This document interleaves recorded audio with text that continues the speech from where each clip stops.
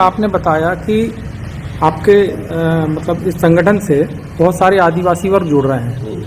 चूंकि डिंडोरी में धर्मांतरण और ईसाई मिशनरी हावी है, ऐसे कितने परिवार हैं जो नशा मुक्त हो चुके हैं और ईसाई मिशनरियों से दूर होकर वापसी करें? करीब तो 20,000 से ज़्यादा तो लगभग वर्तमान में सब यहाँ कार्य कर रहे हैं डिंडोरी जिले में, और इस तरह के क्रमों के द्वारा उनको आगे रास्ते और बढ़ने में मजबूती का देखिए। इसीलिए पता है जब उनको अच्छे संस्कार दिशा दे देंगे तो धर्म परिवर्तन वो सहज भाव नहीं करेंगे। उनके हम अपने धर्म की ताकत तो बताएं कि जो दूसरे के धर्मों में उससे कई हमारे धर्म में ताकत है। उनकी जब बात जो 1000 500 साल या 1400 साल 1500 साल के बीच किसी जो लेकर एक धर्म बनाकर और केवल पैसे के बल पर चला रहे हैं, तो उनको जब रास्ता देंगे विकल्प देंगे सब परिवर्तन उनको समझाते हैं। क्या जल्दी से विकल्प धर्म के लालच में धर्म मत परिवर्तन कीजिए, अपने धर्म की ताकत को समझिए कि आपके पूर्वजों ने धर्म की ताकत के बल पर भी आज यहाँ तक बढ़ करके आए हैं।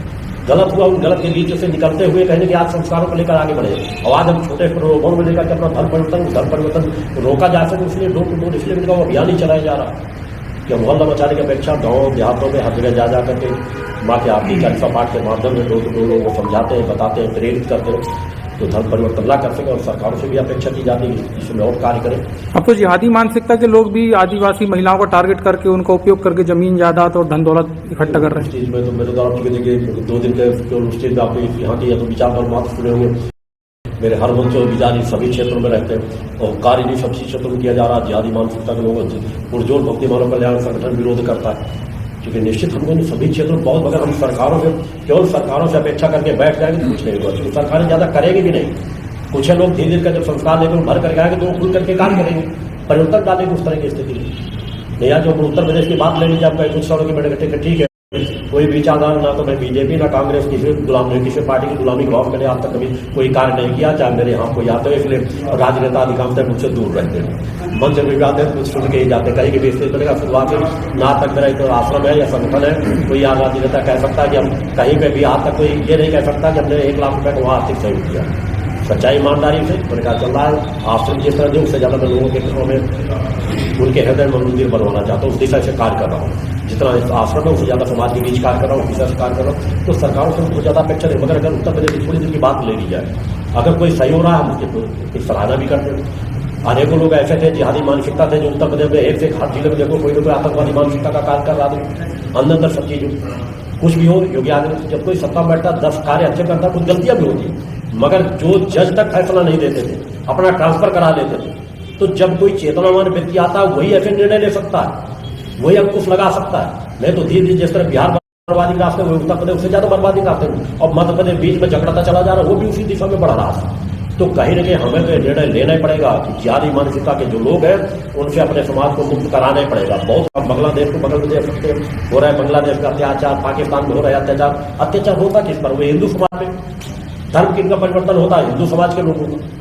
तो हमको इसे समाज को भी सजग करना पड़ेगा, राजनेताओं को भी सजग करना पड़ेगा, आवाज भी उठाना पड़ेगा कि ऐसी नीतियां बनाएं जो नीतियां हमारे समाज के लिए कल्याणकारी। क्या इसे एक बड़ा सहयोग माना जाए कि जिला मुख्यालय में गुरुजी का नशा मुक्ति एक अभियान चिंतन चल रहा है, और वहीं जिले के एक क्षेत्र में बड़ी कामयाबी STF टीम को मिलती, ना कि पुलिस को गांजे की एक बहुत बड़ी खेप मिलती है? और निश्चित रूप से सब तो तरंगों का प्रभाव भी पड़ता है, कुछ क्रम ऐसे होते भी हैं। संगठन लोग मैंने कहा इसी समय में 2000 से ज्यादा स्थानों पर मेरे भक्ति मानव कल्याण संगठन ने लगेगी से बड़ी बड़ी खेपें पकड़ाई, उनका पूरा आम रिकॉर्ड सब चीजें हर तरह की स्थिति।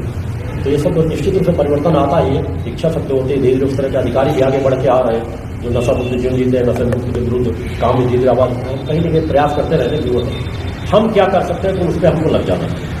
महाराष्ट्र जैसा आपने बोला कि आक्रामक नहीं होना चाहिए, शिक्षा का माध्यम उठाना चाहिए।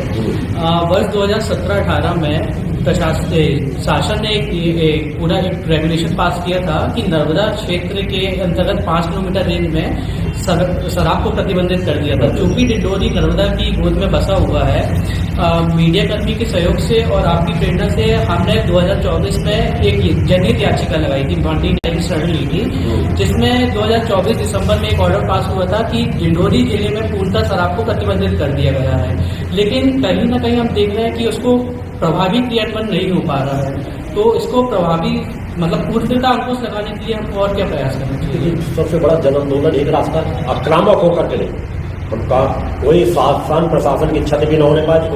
देश हमारा है, हम कोई क्षति ऐसा न हो कि हम आंदोलन का तोड़ करके राज करें। क्षेत्र की जनता जो आवाज उठाना शुरू कर दे। हम कहा राज सत्ताओं से तो कभी भी घबराना नहीं चाहिए।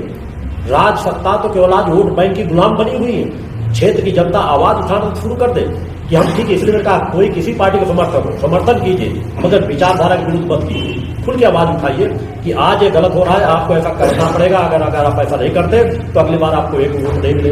विरोध कीजिए। मैंने कहा तीनों पार्टियों में मैंने गठन क्यों किया, मुझे कोई राजनीति को नहीं बोलना।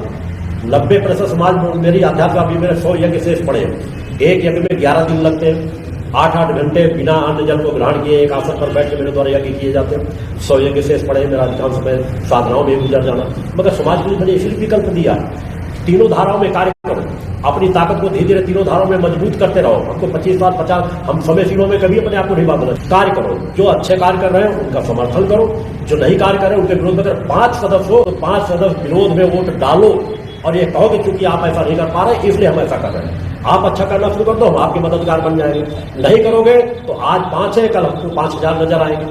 और उसी दिशा के धीरे धीरे समाज को आगे हम धरातल भी मजबूत कर रहे हैं। हम विकल्प में हम किसी पर आश्रित होकर नहीं सारा लेके चल रहे हैं, हम अपनी नींव को मजबूत कर रहे हैं। आज अगर हम लोग आज हमको केजरीवाल की तरह महलों को सुख नहीं भोग रहे, आज अगर नींव के पत्थर बनने में सफल हो गए तो हम आगे आने वाली पीढ़ी को तो बचाना चाहते हैं। आगे आने वाली पीढ़ी को नींव का पत्थर न लगाना पड़ेगा, उसके ऊपर वो अपने पत्थर लगाएंगे। तो धीरे धीरे करके जिस तरह बूंद से गड़बड़ था हमको उस दिशा में शुरुआत कर दी गई है। उस शुरुआत में किसी एक 2 सदस्यों से की गई थी। आज देश का कोई ऐसा प्रदेश नहीं जहां पर संगठन कार्य न कर रहा हो।